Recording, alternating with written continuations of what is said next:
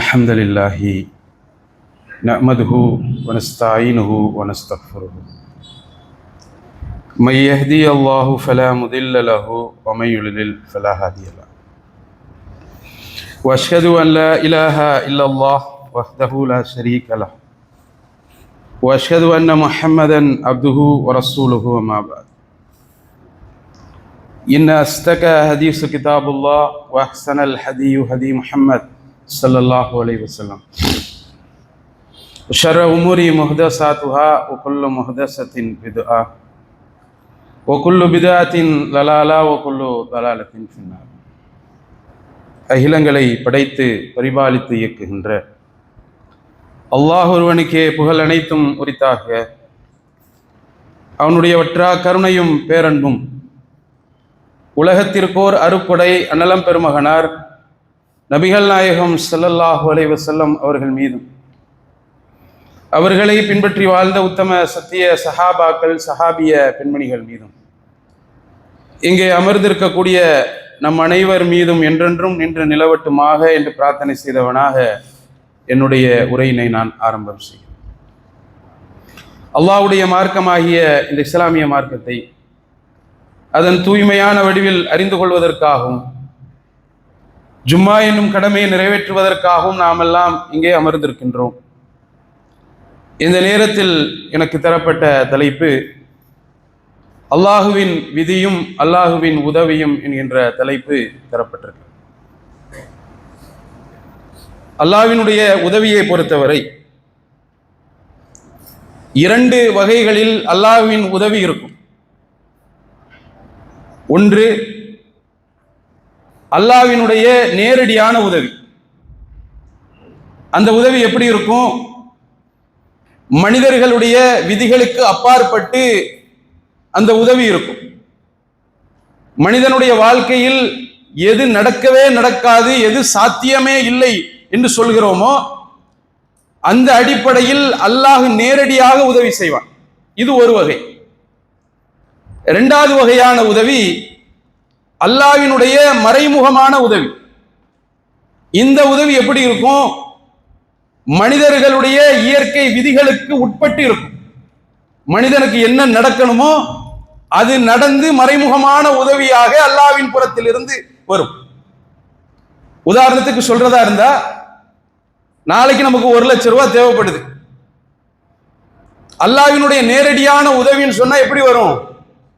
வீட்டு கூரையை பிச்சுட்டு வந்துடும். இதான் நேரடியான உதவி.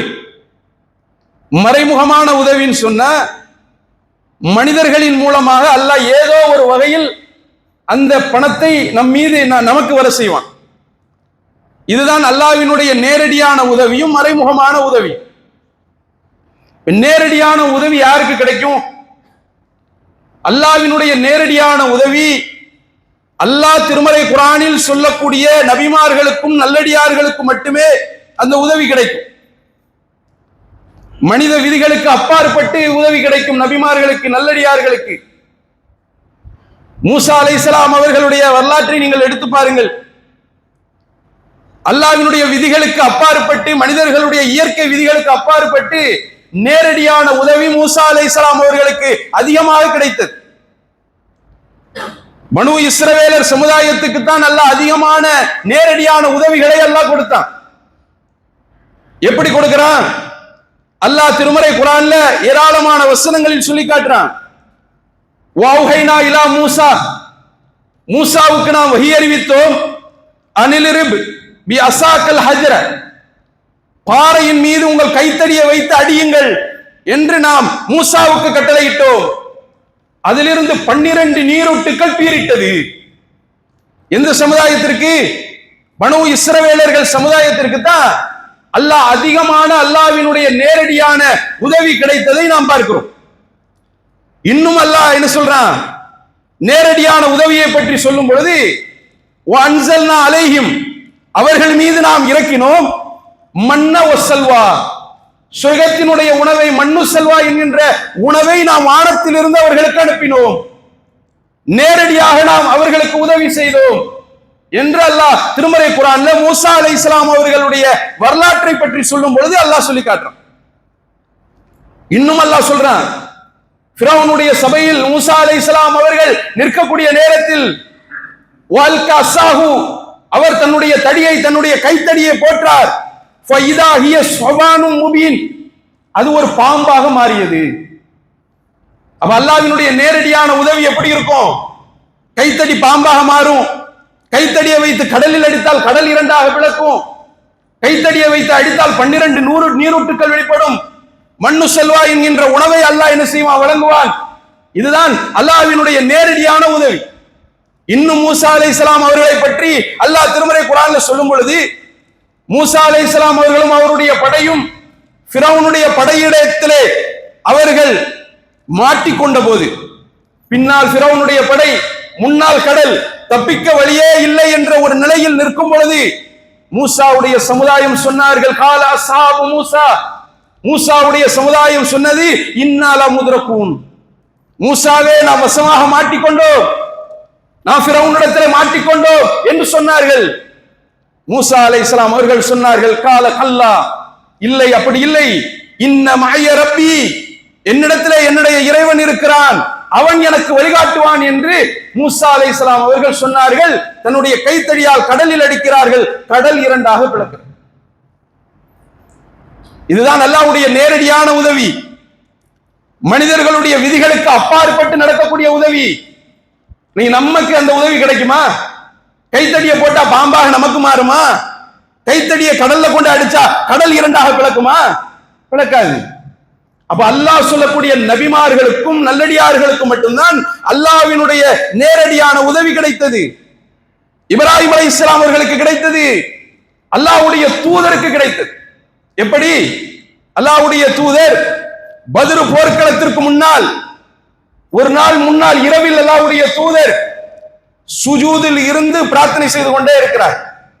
அப்ப அல்லாஹ் வஹீயை இறக்குறான், 1000 மாணவர்களை கொண்டு நாம் பத்ர் போரில் உங்களுக்கு உதவி புரிவோம் என்று அல்லாஹ் சொல்லிட்டான். பத்ர் போர்க்களத்தில் சில சஹாபாக்கள் அறிவிக்கிறாங்க, நான் ஒரு எதிரியை வெட்டுவதற்காக வாளை வீழ்த்தினேன், வாளை ஓங்கினேன், நான் வெட்டுவதற்கு முன்னால் எதிரி வீழ்ந்து கிடந்தார், இரத்த வெள்ளத்தில் வீழ்ந்து கிடந்தார். அப்ப யார் வெட்டியிருக்கா? அல்லாஹ் 1000 மாணவர்களை கொண்டு நாம் உதவி செய்வோம் அல்லாஹ் சொன்னான்ல, அல்லாஹ் உதவி செஞ்சிருக்கிறான். வானவர்களை இறக்கி அல்லாஹ்வினுடைய நேரடியான உதவி அல்லாஹ்வுடைய தூதருக்கு கிடைத்தது. அந்த பத்ர் போர்ல அல்லாஹ்வுடைய தூதர் எதிரிகளின் மீது 2 கையால மண்ணை வாரி தூக்கி வீசுறாங்க. மண்ணை தூக்கி வீசினா எந்த படையாவது தடுமாறுமா? பின்னோக்கி ஓடுமா? வீழ்ந்து கிடக்குமா? மண்ணுக்கு அவ்வளவு பவர் இருக்கா? இல்ல. ஆனால் நபிகள் நாயகம் ஸல்லல்லாஹு அலைஹி வஸல்லம் அவர்கள் 2 கையால் மண்ணை வாரி எதிரிகளுடைய படையின் மீது வீசுகிறார்கள், படை தடுமாறி கீழே விழுகிறது. இதை பற்றி அல்லாஹ் திருமறை குர்ஆனில் சொல்லி காட்டுகிறான், ஒமா ரமைத்த இது ரமைத்த வலாக்கின்னல்லாஹ் ரமா, நபியே மண்ணை நீர் எறியவில்லை, நாம் எறிந்தோம் என்று அல்லாஹ் சொல்லி காட்டுறான்.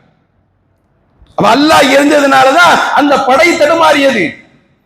அப்ப நபிகள் நாயகம் ஸல்லல்லாஹு அலைஹி வஸல்லம் அவர்களுக்கும் அல்லாஹ்வினுடைய நேரடியான உதவி கிடைத்தது. நபிகள் நாயகம் ஸல்லல்லாஹு அலைஹி வஸல்லம் அவர்கள் மக்கால பிரச்சாரம் பண்ணிட்டு இருக்கிறாங்க, ஏகத்துவத்தை எடுத்து சொல்லிக் கொண்டிருக்கிறார்கள். அந்த நேரத்தில் கடுமையான எதிர்ப்பு மக்கால. அப்போ தாயிஃப் நகரத்துல போய் நம்ம பிரச்சாரம் செய்வோம், ஏகத்துவத்தை சொல்லுவோம், அல்லாஹ்வை பத்தி சொல்லுவோம் சொல்லி தாயிஃப் நகரத்துக்கு அல்லாஹ்வுடைய தூதர் போறாங்க. அங்க போன மக்காவை விட அடி, சிறுவர்கள் எல்லாம் கல்லை தூக்கி கொண்டு அல்லாஹ்வுடைய தூதரை ரத்தம் சொட்ட சொட்ட ஓட ஓட அல்லாஹ்வுடைய தூதரை விரட்டினார்கள். எந்த அளவிற்கு என்று சொன்னால், தாயிஃப் நகரத்தில் இன்று 3 மைல் தூரம் அடித்து விரட்டுகிறார்கள் அல்லாஹ்வுடைய தூதர். தாயிஃப் நகரத்திலிருந்து 3 மைல் தூரத்துல தான் மக்காவில் உள்ள உத்துபா ஷைபாவினுடைய ஒரு தோட்டம் இருக்கிறது. தாயிஃப் நகரத்திலிருந்து 3 மைல் தூரத்துல மக்காவினுடைய உத்துபாக்கும் ஷைபாக்கும் ஒரு தோட்டம் இருந்தது. அந்த தோட்டத்தில் போய் அல்லாஹ்வுடைய தூதர் ரத்தம் சொட்ட சொட்ட ஓய்வெடுத்தார்கள். அப்ப மாணவர்கள் ஜிப்ரீல் அலைஹிஸ்ஸலாம் அவர்கள் வருகிறார்கள், முஹம்மதே மலைகளுடைய வானவரை நான் அனுப்புகிறேன், 2 மலைகளுக்கு இடையே இருக்கக்கூடிய தாயிஃப் நகரத்தை 2 மலைகளை கொண்டு நான் நசுக்கி விடுகிறேன் என்று சொல்லும் பொழுது அல்லாஹ்வுடைய தூதர் சொன்னார்கள், இதற்கு பின்னால் வரக்கூடிய சந்ததிகள் நேர்வழி அடைவார்கள் என்று சொன்னார்கள். அல்லாஹ்வுடைய தூதருக்கு நேரடியாக வானவர்கள் வந்தார்கள், அல்லாஹ்வினுடைய உதவி நேரடியாக கிடைத்தது. இது நபிமார்களுக்கும் நல்லடியார்களுக்கும் மட்டுமே கிடைக்கும். மறைமுகமான உதவி யாருக்கு கிடைக்கும்? நம்மை போன்றவர்களுக்கு தான் மறைமுகமான உதவி கிடைக்கும். நமக்காக கடல் பிளக்காது, நமக்காக கைத்தடி பாம்பாக மாறாது. நமக்கான உதவி எப்படி இருக்கும்? மறைமுகமான உதவியாக இருக்கும். ஆனால் சில நபிமார்களுக்கும் மறைமுகமான உதவி கிடைக்கும். எந்த நபி? யூசுப் அலைஹிஸ்ஸலாம் அவர்களுடைய வரலாற்றை நீங்கள் புரட்டி பாருங்கள். யூசுப் அலைஹிஸ்ஸலாம் அவர்களுடைய வரலாற்றை நீங்கள் புரட்டி பார்த்தீர்கள் என்று சொன்னால், அந்த வரலாற்றில் எந்த வானவர்களும் யூசுப் அலைஹிஸ்ஸலாம் அவர்களுக்கு உதவி செய்திருக்க மாட்டார்கள். அல்ல எந்த வாசகத்திலையும் அல்லாஹ் நேரடியாக வந்து உதவி செய்வதான் என்ற எந்த வார்த்தையும் இருக்காது. யூசுப் அலைஹிஸ்ஸலாம் அவர்களுடைய வரலாற்றை ஆரம்பத்தில் இருந்து முடிவு வரை படித்து பாருங்கள். எந்த இடத்திலும் யூசுப் அலைஹிஸ்ஸலாம் அவர்களுக்கு நேரடியான உதவி கிடைக்கவே இல்லை. வானவர்கள் வரல, அல்லாஹ்வினுடைய நேரடியான உதவி வரல. அப்ப யூசுப் அலைஹிஸ்ஸலாம் அவர்களுடைய வரலாற்றை பொறுத்தவரை நமக்கு ஒரு ஆறுதலான வரலாறு. ஒரு நபிக்கே நேரடியான உதவி கிடைக்கல, ஒரு இறை தூதருக்கே அல்லாஹ்வினுடைய நேரடியான உதவி வரல, வானவர்கள் வரல. நமக்கு எப்படி உதவி கிடைக்குமோ அதை போன்றுதான் யூசுப் அலைஹிஸ்ஸலாம் அவர்களுக்கும் கிடைத்தது. அந்த வரலாற்று முழுவதும் நீங்கள் படித்து பார்த்தால் எந்த இடத்திலும் வானவர்கள் வர மாட்டாங்க, எந்த இடத்திலும் அல்லாஹ்வினுடைய நேரடியான உதவி இருக்காது, மறைமுகமான உதவி மட்டுமே இருக்கும். யூசுப் அலைஹிஸ்ஸலாமுடைய வரலாற்றில் அவருடைய 10 சகோதரர்கள் கிணத்துல தூக்கி போடுறாங்க. கிணற்றில் இருந்து ஒரு வியாபார கூட்டம் யூசுப் அலைஹிஸ்ஸலாம் அவர்களை கைப்பற்றி மார்க்கெட்ல கொண்டு போய் விற்கிறாங்க. மிஸ்ர் நாட்டு, எகிப்து நாட்டினுடைய ஒரு பொருளாதார அமைச்சர் யூசுப் அலைஹிஸ்ஸலாம் அவர்களை வாங்கி கொண்டு போய் அரண்மனையில் கொண்டு வளர்க்கிறார். இவங்களுடைய சகோதரர்கள் வீட்டுக்கு வர்றாங்க. யாக்கூப் அலைஹிஸ்ஸலாம், யூசுப் அலைஹிஸ்ஸலாமுடைய தந்தை யாக்கூப் அலைஹிஸ்ஸலாம் அவர்களிடத்தில் வருகிறார்கள். வந்து சொல்றாங்க, யூசுஃபை ஓனாய் கொன்று விட்டது, ஓனாய் தின்று விட்டது என்று சொல்றாங்க. அப்ப யாக்கூப் அலைஹிஸ்ஸலாம் அவர்களுக்கு தெரிந்து விட்டது, இவர்கள் பொய் சொல்கிறார்கள். யூசுப் அலைஹிஸ்ஸலாம் அவர்களுக்கு ஏதோ ஒரு சதி நடந்திருக்கிறது என்பதை யாக்கூப் அலைஹிஸ்ஸலாம் அவர்கள் புரிந்து கொண்டார்கள். யூசுப் அலைஹிஸ்ஸலாம் அவர்கள் உயிரோடு இருக்கிறார்கள் என்பதையும் புரிந்து கொண்டார்கள். எப்படி புரிந்து கொண்டார்கள்? சட்டை இருக்கு பாருங்க, சட்டையை கொண்டு வர்றாங்க. யூசுப் அலைஹிஸ்ஸலாம் அவருடைய சட்டையை கொண்டு வர்றாங்க, பொய்யான ரத்தத்தோடு கொண்டு வர்றாங்க. அந்த சட்டையில எந்த டேமேஜும் இல்லை. ஓனாய் கடிக்கிறதா இருந்தா டேமேஜ் இல்லாம கடிக்குமா? பார்த்த உடனே சொல்லிட்டாங்க, ஃபஸபருன் ஜமீல், அல்லாஹ்விற்காக நான் அழகிய பொறுமையை மேற்கொள்கிறேன் என்று சொல்லிட்டாங்க. இதுல பெரிய கொடுமை என்ன தெரியுமா? ஒரு பையன் காணாம போயிட்டா, ஒரு மகன் காணாம போயிட்டா, அல்லது ஒரு பிள்ளை காணாமல் போய்விடுகிறது என்று சொன்னால், அந்த பிள்ளையை காணவில்லை, அந்த பிள்ளை இறந்து விட்டது என்று சொன்னால் அது மிகப்பெரிய நிம்மதி. ஆனால் அந்த பிள்ளை உயிரோடு இருக்கிறதா, மரணம் அடைந்து விட்டதா, நம்ம பிள்ளை என்ன செய்யுது, கஷ்டப்படுகிறதா என்று தினம் தினம் ஏங்கி இருக்கிறது பாருங்க. மரணம் இருக்கக்கூடிய வரை அந்த வலி இருந்து கொண்டே இருக்கும். பிள்ளை மரணிச்சுன்னு சொன்னா ஒரு நிம்மதியாயிரும், பிள்ளை இறந்துருச்சு அப்படின்ற நிம்மதியாயிரும். ஆனால் பிள்ளை காணாமல் போய்விடுகிறது, பிள்ளை உயிரோடு இருக்கிறதா அல்லது இறந்து விட்டதா, கஷ்டப்படுகிறதா என்பதை வாழ்நாள் முழுவதும் நினைத்துக் கொண்டே இருப்பான். அப்படிப்பட்ட ஒரு சோதனையான காலகட்டத்திலும் கூட வானவர்கள் வரவில்லை. யூசுப் அலைஹிஸ்ஸலாமுடைய வரலாற்றில் அல்லாஹ் நேரடியாக உதவி செய்யவில்லை. யூசுப் அலைஹிஸ்ஸலாம் அவர்களும் யாக்கூப் அலைஹிஸ்ஸலாம் அவர்களும் எப்ப சந்திக்கிறாங்க தெரியுமா? சின்ன வயசுல யூசுப் அலைஹிஸ்ஸலாம் அவர்கள் காணாம போறாங்க, அரண்மனையில வளர்றாங்க, ஒரு இளைஞருடைய பருவத்தில் ஆகிறாங்க. அதன் பிறகு சிறைச்சாலைக்கு செல்கிறார்கள். அங்கிருந்து மிஸ்ர் நாட்டினுடைய ஒரு பொருளாதார அமைச்சராக யூசுப் அலைஹிஸ்ஸலாம் அவர்கள் மாறுகிறார்கள். அதன் பிறகு யாக்கூப் அலைஹிஸ்ஸலாம் அவர்களுக்கு தள்ளாத வயதாகிறது. கண்கள் எல்லாம் பார்வையற்றவர்களாக இருக்கும் பொழுதுதான் யாக்கூப் அலைஹிஸ்ஸலாம் அவர்களும் யூசுப் அலைஹிஸ்ஸலாம் அவர்களும் சந்திக்கிறார். அங்க எங்கேயும் வானவர் வரல, நேரடியான அல்லாஹ்வினுடைய உதவி யூசுப் அலைஹிஸ்ஸலாம் அவர்களுக்கு கிடைக்கவில்லை, மறைமுகமான உதவி மட்டும்தான் கிடைத்தது. நமக்கு எப்படி உதவி கிடைக்குமோ அதை போன்றுதான் கிடைத்தது. எத்தனை ஆண்டுகள் கழித்து யூசுப் அலைஹிஸ்ஸலாம் அவர்களும் யாக்கூப் அலைஹிஸ்ஸலாம் அவர்களும் சந்திக்கிறாங்க பாருங்க. நம்ம இன்னைக்கு 5 வருஷம் 1 வருஷம் துவா கேட்டுட்டு, நான் 1 வருஷமா துவா கேட்டுட்டு இருக்கிறேன், 5 வருஷமா துவா கேட்டுட்டு இருக்கிறேன், 10 வருஷமா பிரார்த்தனை பண்ணிட்டு இருக்கிறேன், அல்லாஹ் எனக்கு எதையுமே தரலையே அப்படின்னு நம்ம புலம்பிட்டு இருக்கிறோம் இன்னைக்கு. ஆனால் ஒரு நபிக்கு, மிகச்சிறந்த ஒரு நபிக்கு, கண்ணியமான ஒரு நபிக்கு, சங்கையான ஒரு யூசுப் நபிக்கு அல்லாஹ்வினுடைய நேரடியான உதவி கிடைக்கவில்லை, வானவர்களுடைய நேரடியான உதவி அந்த நபிக்கு கிடைக்கவில்லை. நம்மை போன்றுதான் உதவி கிடைத்தது. பல ஆண்டுகளுக்கு பிறகுதான் யூசுப் அலைஹிஸ்ஸலாம் அவர்களை சந்திக்கிறார்கள். அல்லாஹ்வுடைய தூதர் சொல்றாங்க, அல்லாஹ்வின் மீது நீங்கள் அதிருப்தி அடைந்தால் அல்லாஹ் உங்கள் மீதும் அதிருப்தி அடைந்து விடுவான். அல்லாஹ்வின் மீது நீங்கள் ஒருபோதும் அதிருப்தி அடைந்து விடாதீர்கள். நான் பிரார்த்தனை செய்து கொண்டே இருந்தேன், அல்லாஹ் எனக்கு எதையும் தரலன்னு சொல்லி அல்லாஹ்வின் மீது நீங்கள் அதிருப்தி அடைந்து விடாதீர்கள். அதற்கு உதாரணம், அதற்கு ஆறுதல் யூசுப் அலைஹிஸ்ஸலாமுடைய வரலாறு நமக்கு இருக்கிறது. இன்னும் யூசுப் அலைஹிஸ்ஸலாமுடைய வரலாற்றுல நீங்க பார்த்தீங்கன்னு சொன்னா, செய்யாத குற்றத்திற்காக யூசுப் அலைஹிஸ்ஸலாம் அவர்கள் சிறைச்சாலைக்கு போறாங்க. சிறைச்சாலைக்கு போய் அங்க 2 சிறை தோழர்கள் இருக்கிறாங்க. அவங்க 2 பேரும் ஒரு கனவு காண்றாங்க. அல்லாஹ் திருமறை குர்ஆன்ல சொல்லிறான், இன்னி அரானி ஆசிரு ஹம்ரன். அங்கே 2 தோழர்கள் இருந்தார்கள். அவர்கள் இருவரும் கனவு கண்டார்கள். அதற்கான விளக்கம் என்ன என்று சொல்லி யூசுப் அலைஹிஸ்ஸலாம் அவர்களிடத்திலே போய் அந்த கனவுக்கான விளக்கத்தை கேட்கிறாங்க. அல்ல ஒருத்தர் சொல்றார், நான் ஒரு கனவு கண்டேன். அந்த கனவுல மது திராட்சைகளை பிழிவதை போன்று நான் கனவு கண்டேன் அப்படின்னு ஒருத்தர் சொல்றார். இன்னொருத்தர் சொல்றார், நான் என் தலையின் மீது ரொட்டிகள் இருக்க பறவைகள் அதை கொத்துவதை போன்று நான் கனவு கண்டேன். என் தலைக்கு மேல நிறைய ரொட்டி இருக்குது, அத பறவைகள்லாம் கொத்துது, அப்படி ஒரு நான் கனவு கண்டேன் அப்படின்னு யூசுப் அலைஹிஸ்ஸலாம் அவர்கிட்ட சொல்லி இந்த கனவுக்கான விளக்கம் என்ன அப்படின்னு கேட்கிறாங்க. யூசுப் அலைஹிஸ்ஸலாம் அவர்கள் சொல்றாங்க, இந்த கனவுக்கான விளக்கம் என்ன தெரியுமா? உங்களில் 2 பேரில் ஒருவர் விடுதலை ஆவீர்கள். உங்க 2 பேர்ல ஒருவர் விடுதலையாகி இந்த நாட்டினுடைய மன்னரிடத்திலே நீங்கள் வேலை செய்வீர்கள், அவருக்காக மது திராட்சைகளை பிழிந்து கொடுப்பீர்கள் என்று யூசுப் அலைஹிஸ்ஸலாம் அவர்கள் சொல்றாங்க. இன்னொரு கனவினுடைய விளக்கம், உங்கள் 2 பேரில் ஒருவர் மரண தண்டனை அடைவீர்கள், உங்களை சிலுவையில் அறையப்பட்டு உங்களுடைய தலையில் பறவைகள் கொத்தக்கூடிய ஒரு நிலை ஏற்படும் என்று யூசுப் அலைஹிஸ்ஸலாம் அவர்கள் 2 கனவுக்கும் விளக்கம் கொடுத்துட்டு சொல்றாங்க.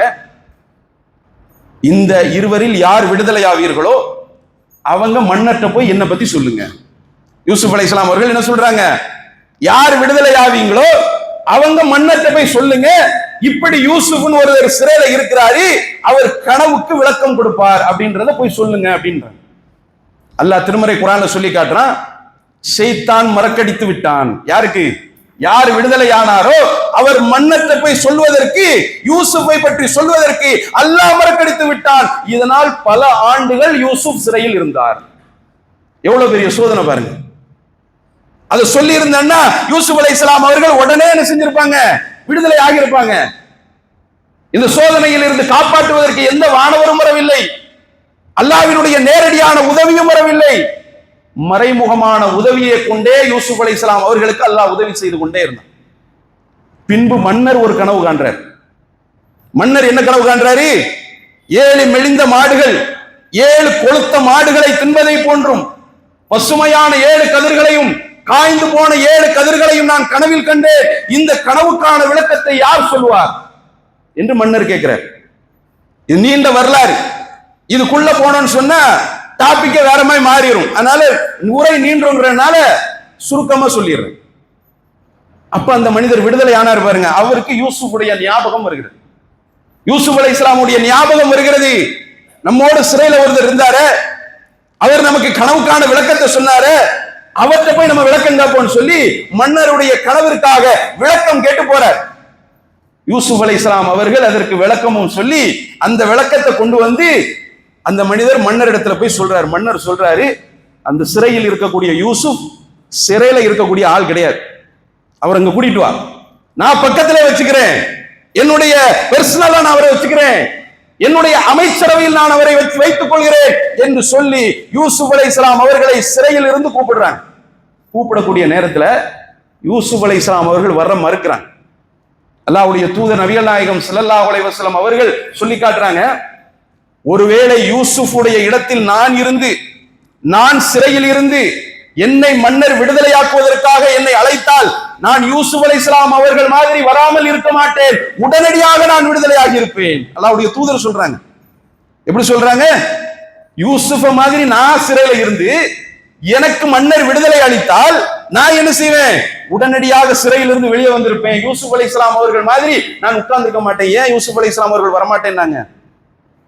யூசுப் அலைஹிஸ்ஸலாம் அவர்கள் சொன்னார்கள், என் மீது விபச்சார குற்றச்சாட்டு இருக்கிறது, அந்த விபச்சார குற்றச்சாட்டு நான் நிரபராதி என்று நிரூபிக்காதவரை நான் சிறையில் இருந்து வெளியே வரமாட்டேன் சொன்ன உடனே மன்னர் விசாரணை வைக்கிறார். யார் தன்னுடைய பெண்கள் எல்லாம் கையை அறுத்து கொண்ட பெண்களை கூப்பிட்டு யார் யூசுப் அலைஹிஸ்ஸலாம் அவர்களை தவறான முறையில் அழைத்தாலோ அந்த பெண்ணையும் கூப்பிட்டு விசாரணை நடத்தி யூசுப் நிரபராதி என்று சொல்லப்படுது. அதன் பிறகுதான் யூசுப் அலைஹிஸ்ஸலாம் அவர்கள் என்ன செய்யறாங்க, வெளியே வர்றாங்க. அப்ப அவ்வளவு சோதனைகளை சந்திக்கிறார்கள். அல்லாஹ்வினுடைய நேரடியான உதவி வரவில்லை, வானவர்கள் நேரடியாக வந்து உதவி செய்யவில்லை, மறைமுகமாக நமக்கெல்லாம் எப்படி உதவி கிடைத்ததோ அதுபோலதான் யூசுப் அலைஹிஸ்ஸலாம் அவர்களுக்கும் உதவி கிடைத்தது. இந்த யூசுப் அலைஹிஸ்ஸலாமுடைய வரலாறு எவ்வளவு ஆறுதல் நமக்கு. ஒரு நபிக்கே இவ்வளவு பெரிய சோதனைகள் வரும் பொழுது நபியே பல ஆண்டுகள் காத்திருந்துதான் அதனுடைய பலனை அனுபவித்தார்கள். ஆனா நம்ம இன்னைக்கு என்ன பண்ணிட்டு இருக்கிறோம், ஒரு வருஷம் நான் துவா கேட்டுட்டு இருக்கிறேன், 2 வருஷமா நான் துவா கேட்டுட்டு இருக்கிறேன், அல்லாஹ் என்னுடைய துவாவை கேட்கவே இல்லை, அல்லாஹ் எனக்கு உதவி செய்யவே இல்லை. அடே, ஒரு நபிக்கே என்ன செய்யப்படல, பல ஆண்டுகள் அவர்கள் சோதனையில் இருந்துதான் பின்புதான் அல்லாஹ் என்ன செய்யறான், அவர்களுடைய துவாவை ஏற்றுக்கொள்ளப்பட்டு அவர்களுக்கான பலனை கொடுக்கிறான். அப்ப யூசுப் அலைஹிஸ்ஸலாம் அவர்களுடைய வரலாறு என்பது நமக்கு மிகப்பெரிய ஆறுதலாக இருக்கு. யூசுப் அலைஹிஸ்ஸலாமுடைய வரலாற்றை பொறுத்தவரையில் அல்லாஹ்வினுடைய உதவி என்பது பெரிய பெரிய பொருளை கொண்டு அல்லாஹ் உதவி செய்ய மாட்டான். அல்லாஹ்ட்ட நீங்க கேட்டுட்டீங்கன்னா அற்பமான பொருளை கொண்டும் அல்லாஹ் உதவி செய்வான். நம்ம என்ன நினைச்சிட்டு இருக்கிறோம், பெரிய பெரிய உதவி கிடைக்கணும்னு சொன்னா நம்மள்ட்ட செல்வம் அதிகமா இருக்கணும், பழக்க வழக்கங்கள் அதிகமா இருக்கணும், அதிகாரத்துல இருக்கணும் அப்படின்னு நினைக்கிறோம். ஆனா அல்லாஹ்ட்ட நீங்க கேட்டுட்டீங்கன்னு சொன்னா அதிகாரமும் தேவையில்லை, செல்வமும் தேவையில்லை, அற்பமான பொருளை கொண்டும் அல்லாஹ் உதவி செய்வான். எப்படி? யூசுப் அலைஹிஸ்ஸலாமுடைய வரலாற்றுல பெரும் திருப்பு முனையே சட்டையை வச்சுதான். 3 நேரங்களில் யூசுப் அலைஹிஸ்ஸலாமுடைய வரலாற்றுல சட்டை பயன்படுத்தப்படுகிறது. எப்பெல்லாம் சட்டை பயன்படுத்தப்படுது? முதல்ல சட்டை பயன்படுத்துறது யூசுப் அலைஹிஸ்ஸலாம் அவர்களை கிணற்ற தள்ளி விட்டுட்டு அவர்களுடைய சகோதரர்கள் யாக்கூப் அலைஹிஸ்ஸலாம் தன்னுடைய தந்தை இடத்துல வந்து பொய்யான ரத்தத்தோடு யாக்கூப் அலைஹிஸ்ஸலாம் அவர்கிட்ட சட்டையை காட்டுறாங்க. அப்ப யாக்கூப் அலைஹிஸ்ஸலாம் அவர்களுக்கு புரிஞ்சு போச்சு, யூசுஃபுக்கு ஏதோ அநீதி நடந்திருக்கிறது என்பதை புரிந்து கொண்டார்கள். எப்படி? அந்த சட்டையை வச்சுதான் கண்டுபிடிச்சாங்க. யூசுஃபுக்கு அநீதி நடந்திருக்கிறது என்பதை யாக்கூப் அலைஹிஸ்ஸலாம் அவர்கள் கண்டுபிடித்தது அந்த சட்டையை வைத்தது. 2வது முறையும் ஒரு சட்டை பயன்படுத்தப்படுகிறது. அது எந்த நேரத்தில்? யூசுப் அலைஹிஸ்ஸலாம் அவர்கள் அரண்மனையில் வாழ்ந்து ஒரு வாலிப பருவத்தை அடையும் பொழுது எந்த எஜமானி வளர்த்தாலோ அவளே யூசுப் அலைஹிஸ்ஸலாம் அவர்களை அடைய வேண்டும் என்று எண்ணுகிறார். யூசுப் அலைஹிஸ்ஸலாம் அவர்கள் தன்னம் தனியாக அறையில் இருக்கும் பொழுது இவள் நுழைகிறாள். யூசுப் அலைஹிஸ்ஸலாம் அவர்கள் தற்காத்துக் கொள்வதற்காக ஓடுகிறார்கள். இவள் யூசுப் அலைஹிஸ்ஸலாம் அவர்களை துரத்தி கொண்டே வருகிறார், துரத்தி கொண்டே ஓடுகிறாள்.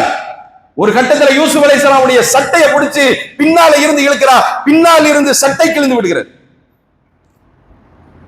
இதற்கான விசாரணை நடைபெறுகிறது. யார் குற்றவாளி, யார் அனுபவிக்க துடித்தார் என்ற ஒரு விசாரணை நடைபெறுகிறது. அப்ப அமைச்சரவையில் ஒருவர் சொல்றாரு, யூசுஃபுடைய சட்டை முன்னால் கிழிக்கப்பட்டிருந்தால் யூசுப் குற்றவாளி, யூசுஃபுடைய சட்டை பின்னால் கிழிக்கப்பட்டிருந்தால் யூசுப் நிரபராதி. யூசுப் அலைஹிஸ்ஸலாமுடைய சட்டை பின்னால் கிழிக்கப்பட்டிருந்தது, யூசுப் அலைஹிஸ்ஸலாம் அவர்கள் நிரபராதி என்று நிரூபித்தது அந்த சட்டை. 2வது முறை. 3வது முறையும் சட்டை பயன்படுத்தப்படுகிறது. எப்பொழுது? யூசுப் அலைஹிஸ்ஸலாம் அவர்கள் பொருளாதார அமைச்சராக இருக்கும் பொழுது, எகிப்து நாட்டினுடைய பொருளாதார அமைச்சராக இருக்கிறார்கள். அந்த நேரத்தில் பாலஸ்தீனத்தில் இருந்து அவருடைய 10 சகோதரர்களும் மிஸ்ர் நாட்டிற்கு வராங்க. யூசுப் அலைஹிஸ்ஸலாம் அவர்களுக்கு தெரிஞ்சு போச்சு, வந்தது நம்முடைய 10 சகோதரர்கள் தான் அப்படின்றது தெரிஞ்சிருச்சு. ஆனா 10 சகோதரர்களுக்கும் தெரியாது இவர்தான் யூசுப் என்பது தெரியாது. அந்த நேரத்தில் யூசுப் அலைஹிஸ்ஸலாம், அது ஒரு நீண்ட சம்பவம். யூசுப் அலைஹிஸ்ஸலாம் அவர்கள் ஒரு சட்டையை கொடுத்து, உங்களுடைய தந்தை இடத்துல முகத்துல தூக்கி போடுங்க, அவருக்கு பார்வை வந்துவிடும், கொண்டு கொடுத்து விடுறாங்க. இவங்க 10 சகோதரர்களும் யாக்கூப் அலைஹிஸ்ஸலாம் அவர்களை சந்திப்பதற்காக ஊருக்கு போறாங்க, வீட்டுக்கு போறாங்க. இந்த சட்டையை கொண்டு முகத்துல தூக்கி போடுறாங்க. யாக்கூப் அலைஹிஸ்ஸலாம் அவர்களுக்கு பார்வை வந்து விடுகிறது. யாக்கூப் அலைஹிஸ்ஸலாம் அவர்கள் சொல்லுகிறார்கள், இந்த சட்டையில் யூசுஃபினுடைய வாசத்தை நான் பெறுகிறேன், யூசுஃபுடைய வாசத்தை நான் பெறுகிறேன். யூசுப் எங்கேயோ பக்கத்துல தான் இருக்கிறாரு, உடனடியா கிளம்புவோம், நீங்க எங்க போயிட்டு வந்தீங்க அங்க உடனடியாக என்ன கூட்டிட்டு போங்க யாக்கூப் அலைஹிஸ்ஸலாம் அவர்கள் சொல்றாங்க. அப்ப யூசுப் அலைஹிஸ்ஸலாம் அவர்கள் உயிரோடு இருக்கிறார்கள் என்று சொன்னது அந்த சட்டை. 3 சந்தர்ப்பத்தில் சட்டை பயன்படுத்தப்படுகிறது. ஒன்று யூசுப் அலைஹிஸ்ஸலாம் அவர்களுக்கு அநீதி இழைக்கப்பட்டது என்று நிரூபித்தது அந்த சட்டை. இரண்டாவது யூசுப் அலைஹிஸ்ஸலாம் அவர்கள் நிரபராதி என்று நிரூபித்தது அந்த சட்டை. மூன்றாவதாக யூசுப் அலைஹிஸ்ஸலாம் அவர்கள் உயிரோடு இருக்கிறார்கள் என்பதை காட்டி கொடுத்தது அந்த சட்டை. இப்படி அல்லாஹ்வினுடைய உதவி என்பது அற்பமான விஷயத்திலும் என்ன செய்யும்? உதவி செய்யும். யூசுப் அலைஹிஸ்ஸலாம் அவர்கள் அந்த 2 தோளத்தையும் கனவினுடைய விளக்கத்தை சொல்றாங்க பாருங்க. அப்ப கூட என்ன சொல்றாங்க? இதுல யார் விடுதலை ஆவீங்களோ அவங்க என்ன செய்யுங்க, என்ன மன்னட்ட போய் சொல்லுங்க, என்னை பத்தி சொல்லுங்க அப்படின்னாங்க. நம்ம சிறையில இருந்து விடுதலை ஆகணும்னா நம்ம என்ன சொல்லுவோம்?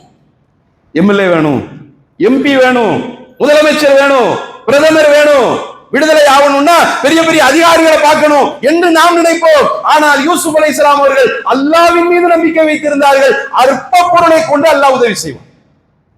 சாதாரண சிறை தோழர்கள்ட்ட சொல்றாங்க, நீங்க மன்னட்ட போய் சொல்லுங்க. அப்ப அல்லாஹ்வினுடைய உதவி என்பது அற்பமான பொருளில் இருந்தும் அல்லாஹ் உதவி செய்வான். ஒரு சட்டையை வைத்தும் அல்லாஹ் உதவி செய்வான். ஒரு கைத்தடியை கொண்டும் அல்லாஹ் உதவி செய்வான். அற்பமானவர்களை கொண்டு அல்லாஹ் உதவி செய்வான். அதற்கு எதுவும் தேவையில்லை, பிரதமர் தேவையில்லை, முதலமைச்சர் தேவையில்லை. அல்லாஹ்ட்ட நம்ம விட்டுட்டோம்னு சொன்ன அல்லாஹ்வினுடைய உதவி எப்படி வேண்டும் என்றாலும் வரும். அற்பமான பொருளை கொண்டும் அல்லாஹ் உதவி செய்வான் என்பதை நாம் புரிந்து கொள்ள வேண்டும் என்று சொல்லி என்னுடைய முதல் உரையை முடித்துக் கொள்கிறேன். வாஹிர் தாவானா அல்ஹம்துலில்லாஹி ரப்பில் ஆலமீன். அஸ்ஸலாமு அலைக்கும் வரஹ்மத்துல்லாஹி வபரகாத்துஹு.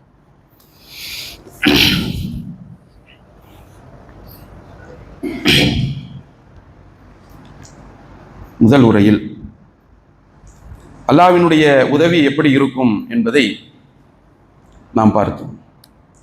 அல்லாஹ்வினுடைய நேரடியான உதவி இறை தூதர்களுக்கும் நல்லடியார்களுக்கும் கிடைக்கும் என்பதையும், அல்லாஹ்வினுடைய மறைமுகமான உதவி நமக்கு கிடைக்கும். அதை போன்று யூசுப் அலைஹிஸ்ஸலாம் அவர்களுக்கும் அல்லாஹ்வினுடைய மறைமுகமான உதவி மட்டும்தான் கிடைத்தது என்பதையும் நாம் பார்த்தோம். அற்பமான பொருளை கொண்டு அல்லாஹ் உதவி செய்வான். அல்லாஹ்ட்ட கேட்டுட்டோம்னு சொன்னா முதலமைச்சர் தேவையில்லை, பிரதமர் தேவையில்லை, எம்பி தேவையில்லை, எம்எல்ஏ தேவையில்லை, எந்த அதிகாரிகளும் தேவையில்லை. கோடிக்கணக்கான பணங்கள் செலவழிச்சுதான் ஒரு சோதனையிலிருந்து வெளியே வர வேண்டும் என்ற அவசியம் இல்லை. அல்லாஹ்விட்ட நம்ம விட்டுட்டோம்னு சொன்னா அற்ப பொருளை கொண்டும் அல்லாஹ் உதவி செய்யும். மூசா அலைஹிஸ்ஸலாம் அவர்களுடைய வரலாற்றுல பாருங்க, எல்லா அதிசயங்களும் செய்தது மூசா அலைஹிஸ்ஸலாம் அவர்கள் ஒரு கைத்தடியை வச்சிருக்காங்க. சாதாரண ஒரு கைத்தடி. மூசா அலைஹிஸ்ஸலாம் அவர்களிடத்தில் அல்லாஹ் நேரடியாக பேசுகிறான். முதல் வகி வருது, வானவர்கள் வரல, நேரடியா மூசா அலைஹிஸ்ஸலாம் அவர்களிடத்துல வகி வரும் பொழுது அல்லாஹ் நேரடியா பேசுறான். அல்லாஹ் நேரடியா பேசும்போது, யா மூசா இன்னி அனல்லாஹு ரப்புல் ஆலமீன், நான் தான் அகிலங்களுடைய இறைவன் என்று அல்லாஹ் பேசுறான். கேட்டுட்டு அல்லாஹ் சொல்றான், மூசா அலைஹிஸ்ஸலாம் அவர்கள் ஒரு கைத்தடியை வச்சிருக்கிறாங்க, இந்த கைத்தடி என்ன அப்படின்னு அல்லாஹ் கேட்கிறான். கேட்டவன மூசா அலைஹிஸ்ஸலாம் அவர்கள் சொல்றாங்க, இந்த கைத்தடியை கொண்டு நான் மரத்தில் வைத்து சாய்த்துக் கொள்வேன். எனக்கு ஓய்வு எடுக்கணும்னு சொன்னா அதை என்ன செய்வேன்? மரத்துல சாய்ச்சி வச்சுட்டு அதுல சாய்ந்து படுத்துக் கொள்வேன். என்னுடைய கால்நடைகளுக்கு எதையாவது இலைகளை தலைகளை பறிப்பதாக இருந்தால் இந்த கைத்தடியை கொண்டு நான் என்ன செய்வேன்? பறித்துக் கொள்வேன். இதுக்குதான் நான் அந்த கைத்தடியை வச்சிருக்கிறேன். அப்ப மூசா அலைஹிஸ்ஸலாம் அவர்களுக்கு தெரியாது இந்த கைத்தடியின் மூலமாக அதிசயங்கள் நடக்கும் என்பது தெரியாது. அப்ப அல்லாஹ் கேட்டவுடனே என்ன சொல்றாங்க? நான் இதில் படுத்துக் கொள்வேன், இலை தலைகளை நான் பறித்துக் கொள்வேன் அப்படின்னு சொன்ன உடனே அல்லாஹ் சொல்றான், வன் அல்கி அஸ்ஸாக்க, உங்களுடைய கைத்தடியை எறிவீரா, எரியுங்க. சொன்ன உடனே அல்லாஹ் சொல்றான், ஃபலம்மா ராஹு, அதை அவர் பார்த்தபோது, கீழே எறிந்தவுடன் பார்த்தபோது, தஹ்தஸ்ஸு கன்னஹா ஜானுன், அது மிகப்பெரிய பாம்பாக மாறியது. இது எப்போ? ஃபிரௌனுடைய சபையில வச்சு கிடையாது, முதல் வஹி வரும் பொழுது அல்லாஹ் கைத்தடியை எரிய சொல்றான். எரிஞ்ச உடனே அது பாம்பாக மாறுகிறது. மாறின உடனே மூசா அலைஹிஸ்ஸலாம் அவர்கள் அந்த பாம்பை பார்த்து பயந்து ஓடுறாங்க. அல்லாஹ் கூப்பிடுறான், யா மூசா, மூசாவே அக்பில், பயப்படாதீர், முன்னே வருவீராக, ஒலா தஹஃபன், நீங்கள் பயப்படாதீங்க, முன்னே வாருங்கள் என்று அல்லாஹ் என்ன செய்யறான்? அழைக்கிறான். அப்ப அந்த கைத்தடி அற்பமான பொருள், இலைத்தலைகளை பறிப்பதற்கு வைத்திருந்த ஒரு கைத்தடி, சாய்ந்து ஓய்வெடுப்பதற்காக வைத்திருந்த கைத்தடியை வைத்துதான் மூசா அலைஹிஸ்ஸலாம் அவர்கள் ஏராளமான அதிசயங்களை அல்லாஹ்வினுடைய அருளால் செய்தார்கள். அப்ப அல்லாஹ் நினைத்தால் அற்பமான பொருளை கொண்டும் உங்களுக்கு உதவி செய்வான். அல்லாஹ்வின் மீது நாம் என்றைக்கும் நிராசை அடைந்து விடக்கூடாது. இவ்வளவு வருஷம் நான் கேட்டுட்டேன், இவ்வளவு வருஷமா நான் தொடர்ச்சியா அல்லாஹ்விடத்தில் கேட்டுக்கொண்டிருக்கிறேன், அல்லாஹ் எனக்கு எதுவும் தரல அப்படின்றத நிராசை நமக்கு வந்து விடக்கூடாது. அல்லாஹ்கிட்ட நம்ம கேட்டுட்டோம்னு சொன்னா அல்லாஹ் அற்பமான பொருளை கொண்டும் என்ன செய்வான்? அல்லாஹ் நமக்கு உதவி செய்வான் என்பதை நாம் புரிந்து கொள்ள வேண்டும். ஒரே ஒரு அறிவிப்பு சொல்லி நான் முடித்து விடுகிறேன். தமிழ்நாடு தௌஹீத் ஜமாத் மாதவளாயம் கிளை சார்பாக நாளைய தினம் 1/8/2026 அன்று காலை 9:30 மணிக்கு பெண்களுக்கான இஸ்திமா நிகழ்ச்சி ஒன்று நடைபெறுகிறது. மாதவளாயத்தில் SM மஹால் என்கின்ற மண்டபத்தில் வைத்து நடைபெறுகிறது. இதில் மாவட்ட பேச்சாளர்கள், மாநில பேச்சாளர்கள் என்று இதில் பல பேர் என்ன செய்கிறார்கள், உரை நிகழ்த்த இருக்கிறார்கள். முழுக்க முழுக்க இது பெண்களுக்கான நிகழ்ச்சி. உங்களுடைய பெண்கள் இந்த நிகழ்ச்சியில் கலந்து கொள்வதாக இருந்தால் கிளை நிர்வாகிகளை என்ன செய்யுங்க, குளச்சல் கிளை நிர்வாகிகளை தொடர்பு கொண்டு இந்த நிகழ்ச்சியில் கலந்து கொள்ளுமாறு கேட்டுக்கொண்டு என்னுடைய உரையை முடித்துக் கொள்கிறேன். வாஹிர் தாவானா அல்ஹம்துலில்லாஹி ரபில் ஆலமீன். அஸ்ஸலாமு அலைக்கும் வரஹ்மத்துல்லாஹி வபரகாத்துஹு.